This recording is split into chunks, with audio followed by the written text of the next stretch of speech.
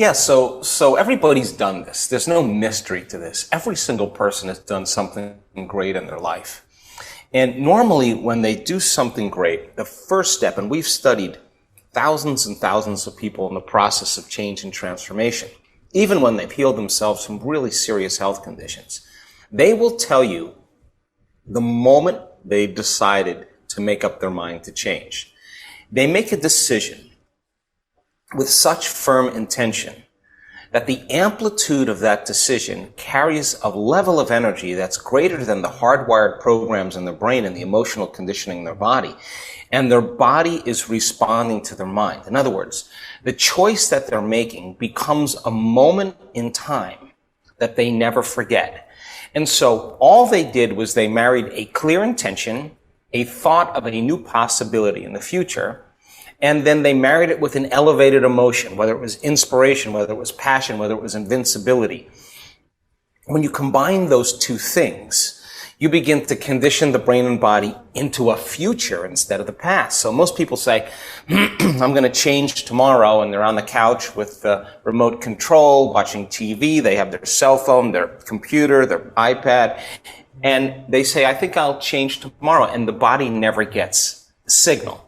So most people who have trauma, as an example, the stronger the emotion that we feel from some experience in our life, the more altered we feel inside of us, the more the brain freezes a frame and takes a snapshot, and that's called a long-term memory. And then people think neurologically within the circuits of that experience, chemically within the boundaries of that emotion. And every time they recall the event, they're producing the same chemistry in their brain and body as if it was occurring. So can you then begin to do the exact same thing and have it work in an instrumental way? So the stronger the emotion that you feel when you make that decision, the more you remember the choice. And that's a long-term memory. And that's a big explosion in the quantum field. So if we could say it another way, you're giving your body a taste of the future emotionally. The body's believing it's in a new environment because it doesn't know the difference between the experience that creates the emotion that you're creating by that choice. So when the person feels that exuberance, that passion to make up their mind to change, they'll say to you, I remember the exact moment I made up my mind to change. At this particular time, I was in my kitchen. It was this day. I can tell you everything about it because it's a long-term memory. So what if you did that every day? What if you could do that enough times that you literally, from a biological standpoint, begin to erase the emotion that's been stored in the body that produced the pain or the fear or the confusion, and now you're conditioning the body to an elevated emotion like gratitude or love. So we've studied this. When you feel passion, when you feel love, when you feel compassion, when you feel inspiration, when you feel gratitude, you feel appreciation, where you feel true care and kindness, the heart does something so beautiful. It starts to beat in a very rhythmic fashion, like beating a great drum. And that kind of consistent, coherent beat produces a magnetic field that's up to 3 meters wide. Now, the heart is emanating energy and frequency carries information. Now, getting the brain to work in a coherent way, we've kind of demystified the process. So coherence is order. Coherence is a cadence, it's a rhythm. And when the brain is coherent, it can send a signal out. It's a directive. It is the electrical charge in the quantum field. The feeling, that the elevated emotion of gratitude or love is the magnetic charge. So that's what draws experiences back to us. And so if you do that enough time with brain coherence and heart coherence, you got a Wi-Fi signal. And you begin to produce outcomes in your life. And when you start seeing synchronicities, serendipities, coincidences, opportunities showing up in your life, and you feel the feeling like, oh my God, the universe is responding to me, all of a sudden you stop believing unconsciously that you're the victim of your life, and you start believing that you're the creator of your life.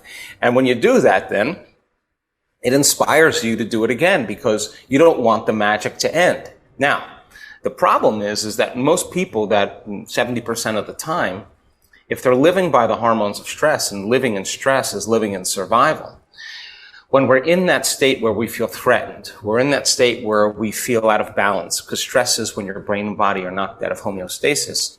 We try to control everything in our life. We try to predict everything in our life. We try to force outcomes. And the act of shifting our attention when we're aroused by the hormones of stress from one person to another meeting, to another problem, to another thing, to another place, every one of those elements has a neurological network in the brain. So the arousal of the stress hormone says, pay attention, there's danger in your outer environment, and make sure you can predict everything. So as you shift your attention to all these elements, like a lightning storm in the brain starts to fire very incoherently. It starts to fire out of order. And when the brain's incoherent, we're incoherent. So we lost our Wi-Fi signal. We don't have a signal to send out. At the same time, if you're feeling the arousal of stress hormones and you can't run, you can't fight, you can't hide, you're stepping on the gas and you're stepping on the brake at the same time, the heart is pounding and beating, but it's beating against the closed system. So the heart starts beating out of order, and the interference of energy that's incoherent causes energy to drop in the brain and the heart.